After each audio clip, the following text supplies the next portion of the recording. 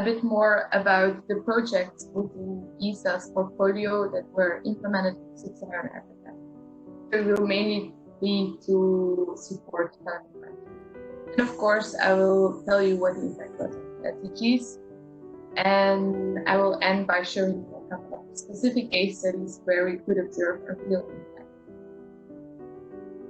So in total, there were 70 projects that are implemented over 28 countries in Sub-Saharan Africa. I've marked them in red. So as you see, it's almost entire Sub-Saharan Africa.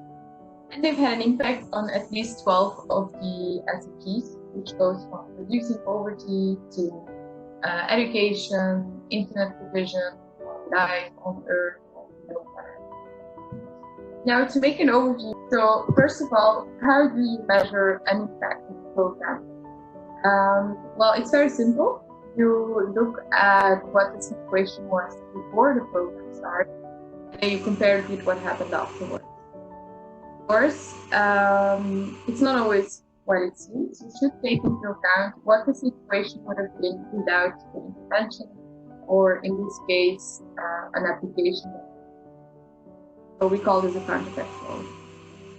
Another case scenario would be that counterfactual is above, which would indicate that you have a negative impact. And then if you observe a decreasing trend, it could still be that there is a positive impact if the situation would have been worse without the intervention.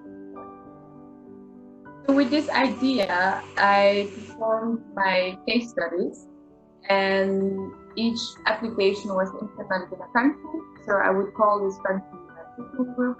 And then as a counterfactual, I used a couple of control countries with similar characteristics and to show a similar trend before the program started.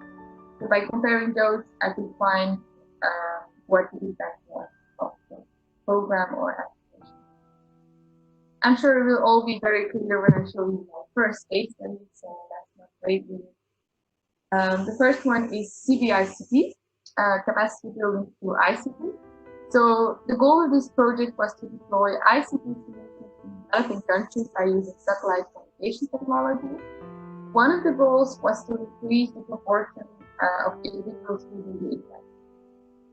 The application was implemented in Mali and Ivory Coast, and similar countries with a similar trend before the implementation were Equatorial Guinea, Niger, Cameroon, and Nigeria. And as you can clearly see in the graph, both groups show a similar trend before the application, but then after the implementation, the trend of the treatment group, which is the yellow line, lays above the one of the control, indicating that something positive happened and that there was a positive impact. And indeed, when I put it in my